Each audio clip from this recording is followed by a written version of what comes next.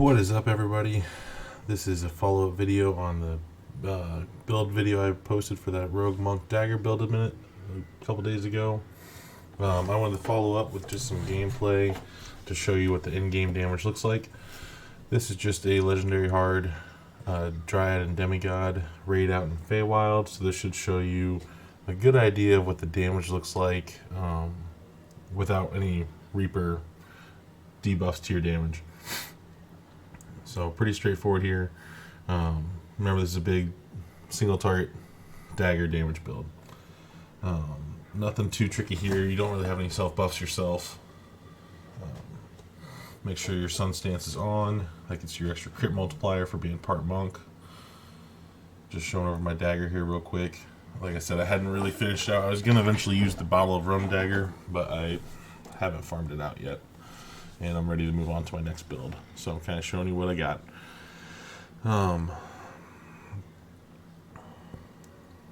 Everybody just finish up their buffs and then we'll get started in the raid here.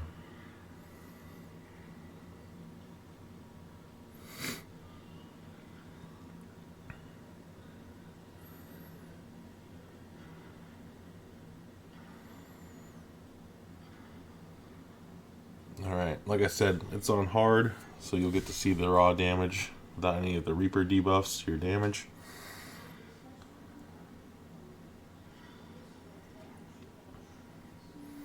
Remember, this is a single target damage build. You do not want to carry much aggro, as you do not have much defense at all. Very glass cannon style of build.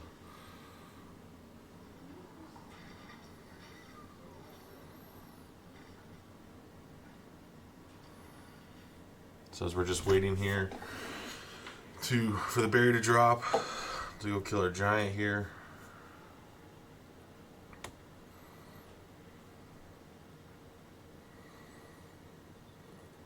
So go in. You can use plenty of action boost on this build. When you're in Legendary Dreadnought, you're always gaining your action boost back. So really not hard to, or it's really hard actually to ever actually fully run out of your action boost. As you can see, I run melee power and haste boost. Had the extra stunning boost just in case I ever need it, or if I'd ever actually run out of the other boost. Since Dreadnought gives you multiple bonuses to just having an action boost active, such as ability scores, attack speed, displacement, such like that. So we're going to kill the unicorns here. We were pretty high DPS group, at least it seemed like. So we were fine killing the unicorns. But I was a little surprised with this build on the first number. I definitely thought the sneak attack damage would play more of a role, and you can see it's pretty decent. It's up there over 1,500 per hit. However, it just didn't seem to compare into the fact of the possible crit multiplier going into your first number. So, going over essentially how to play this build. Very much that top bar you see is what I mainly use. My buttons that I keep up almost all the time are the number 2 button, which is your Blessed Blades, which gives you just a flat damage boost to your dagger, as well as a couple of different bypasses. I keep up the Vistani Fortune as much as I can. That's why it's on my hotbar, so I can remember to turn it on every time, because it's got the possibility to give you some extra double strike or melee power, or stats or PR, which aren't bad either, but I'm normally hoping to get the double strike or melee power. Number 7 on the bar is the other one I keep up often. That is your Rapid Slash. That gives you a flat 20% double strike. I keep that up as much as possible.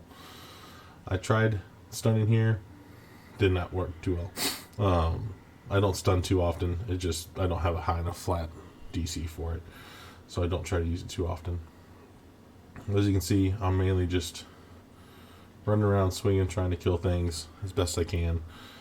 Really is a main focus on your damage build.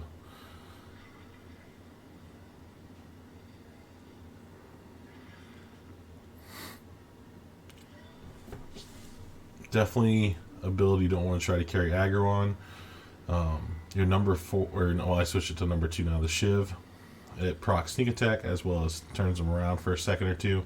That does help, because normally when you have enough damage, you can kill them in those couple seconds that they're not aggroing you anymore.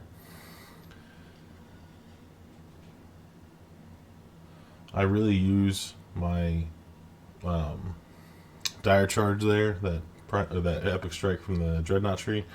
And this build, I almost use it more as just a gap closer, just to get to them, not actually looking for the stun itself. As you can see on my number 5 button, I do run the other epic strike of the Shadow Dancer Destiny. However, I don't use it very often. I feel like the casting time just takes you out of your attack speed animation when I swing so fast single weapon fighting here. For those of you that didn't see the build path video, feel free to click on that and look at it sometime if you want more of an explanation. But pretty much it's a single weapon fighting dagger build, really strong into that first number DPS. I want to say the melee power sits around like 275 to 290, 295, depending on if you get your Vistani buffs into it or not, or if you're in a Reaper. If you're in a Reaper, you get, you know, a little bit extra from that Reaper tree. But it does. I do have a decent amount of sneak attack damage. I want to say my sneak attack dice are like 37, if I remember right. I'm pretty sure I showed it on the build path video, but I want to say it's like 37 sneak attack dice. So it's not a joke sneak attack either. Like you can see, it does well more than 1500 per swing, which is nice. Just the first numbers, so nice that I don't worry about sneak attack all that much. But yep, this is just the style of the game, style of the build. You really just go through picking off single targets as much as you can. I do have Legendary Rally, which is an AoE cleave from Dreadnought that auto crits. I use that to clear, and I've got Cat Scratch on there at number 3 on my hotbar. I don't think it's that great, but it doesn't seem to slow down my attack speed animations much, so I use it, especially if I'm soloing. It helps out when clearing more mobs. One buff I don't use as often as I should is the Past Life Rogue Sneak Attack. That's just a flat boost to your sneak attack damage. As you can see, I go into Dreamscape here. I took that at 31 because I didn't really know what else to take at 31. I used it offensively here, hoping for a buff.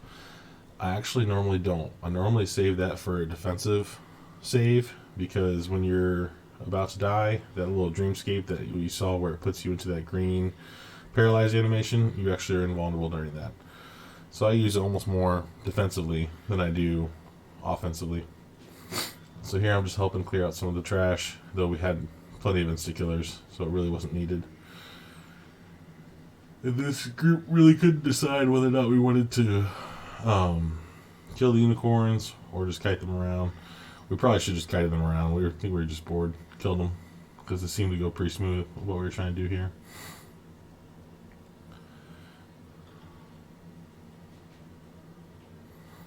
And if you haven't ran that raid before, those unicorns put those blue circles on the ground. Those are no-nos. Get out of that circle, unless you're tanky enough to survive. But most bruisers or glass cannons are not. Only the tankier builds are.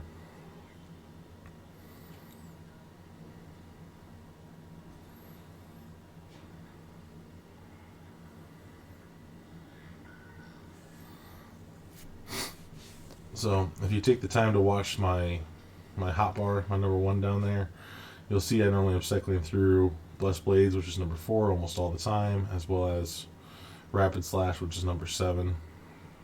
Those are your 2 that impact your immediate DPS just off swing. And then if you're ever in a one-on-one combat and want to provoke sneak attack, you can use your number 2, which is Shiv. If they're immune to sneak attack, you can use number 8 for Assassin's Trick to get them vulnerable to sneak attack, and then use your Shiv. Like I said, I really don't use Dire Charge or the Epic Strike from the Shadow Dancer tree that often in single combat. I don't think they're that needed.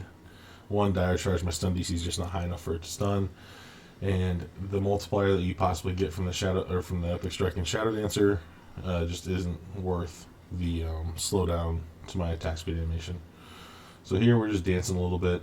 If you ran this raid before, you'll know that the demigod eventually makes you dance. You have to follow his commands, otherwise you start to die. So I had a lot of fun with this build. I definitely think it was one of the higher melee DPS builds that I've done. in terms of just trying to be a single target or a boss killer. A lot of fun. I ran a good handful of raids with it now. As long as you don't have the main aggro, it doesn't seem too bad to survive. If you ever get in trouble, you've got your improved uncanny dodge. That does pretty good in melee combat to keep you up. Like I said, you've already got the lesser displacement on anytime you have an action boost on from just being in the Dreadnought. Epic Destiny. But, yeah, we're just killing the unicorns here. We should be off killing the Stone Guardian, but we all decided to kill the unicorns instead, and there wasn't enough people at the Stone Guardian.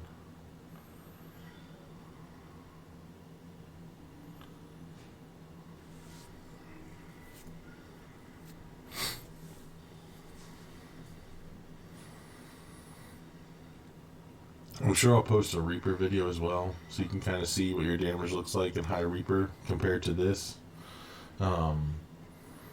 But because in Reaper, you can use your Reaper boost as well. This is where I did the no-no. If you're the DPS and you see the healing wall there, go be in the healing wall. That's what it's meant for. I was sitting off to the side thinking I wouldn't catch any aggro, and I was being a little lazy about not getting back to the healing wall. And you can see I paid the price.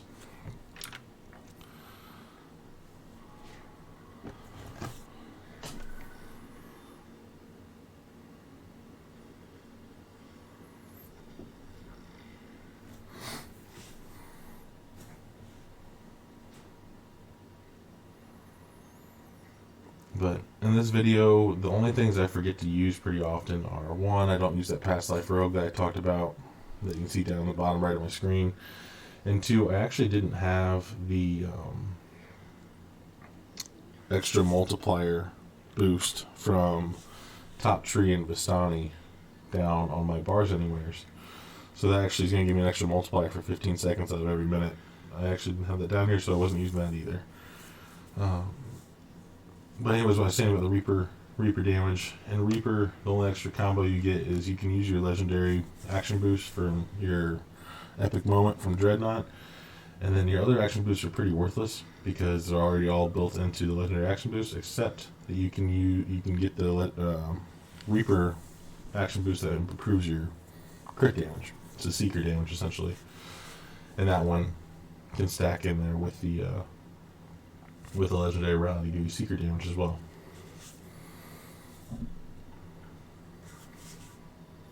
But here we're just getting ready for the end fight. Like I said, this was a pretty smooth raid, besides me being a little too lazy and standing outside the circle there.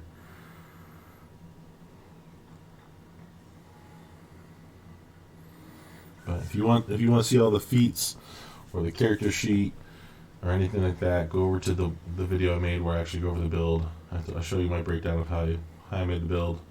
I'm sure there's definitely some tweaks you can do. It's definitely not fully geared out. It's got decent gear, but definitely not the ideal gear that I had planned for the build. But like I said, I was very happy with the damage. You can see it right there on the screen. I think it looks pretty good. It's been a while since I've done a melee build that does that kind of damage, and especially it feels really good with how fast it's swinging. So if you think of anything to make it better, feel free to leave me a comment or suggestion. As far as filigrees and the daggers, you saw I did have some. It's not filled out. I think I've got like 5 or 6 filigrees in there. You could definitely improve this with prowess, because as you can see, I keep up my my action boost almost all the time. There, I got caught in one of the blue circles that I talked about earlier. I didn't think I was in it. The game said otherwise. But yeah, what I'm running right now is a couple pieces of treachery, a couple pieces of sucker punch, just to get some extra flat sneak attack damage and melee power, as well as a little bit of seeker damage from the individual filigrees. I definitely would run prowess if I wanted to put it onto the dagger. The flat 50 melee power with the action boost is just a lot. I mean, you see I got action boost up every 20 seconds out of 30. So essentially I'd have an extra 50 melee power every 10 seconds out of that 30. So definitely would be worth it. But this is pretty much the end of that raid. So this is where I'm going to stop the video, even though I'm still dead on the screen. But hopefully you got a good enough chance to see some of the damage there. If you have any questions or comments, feel free to let me know. Like I said, the breakdown of the actual build is over on the video I made showing the actual build and the character sheet of it. But always happy to answer questions. Thanks, everybody.